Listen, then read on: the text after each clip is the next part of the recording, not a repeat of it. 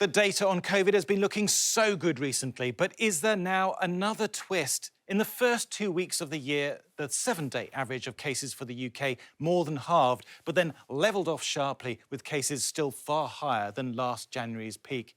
New research gives us some clue to what's going on. Scientists behind the REACT-1 study test around 100,000 people in England every few weeks whether or not they've got symptoms.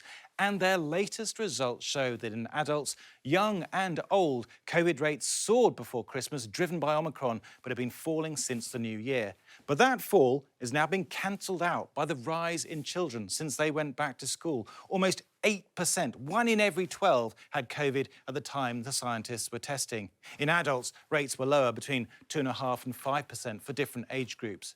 So why are children and adults out of sync? Well, the researchers think in December, children were still being infected with Delta. Omicron was racing through adults because the vaccine was less protective against the new variant.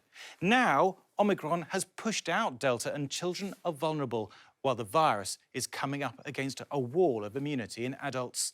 2, 1.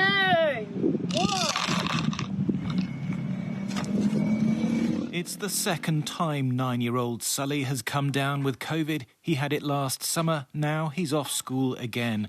It's not unusual. 2/3 of people testing positive in the new study said they had been infected before. I think at the rate his school friends were coming down with it, I wasn't overly surprised when he tested positive for a second time. And when you look at things logically, Sully's age group are the only ones who aren't vaccinated and aren't wearing masks. The hospital data so far is looking better, with a dip in admissions, but they could rise again if the virus spreads from children to their parents and then on to other adults.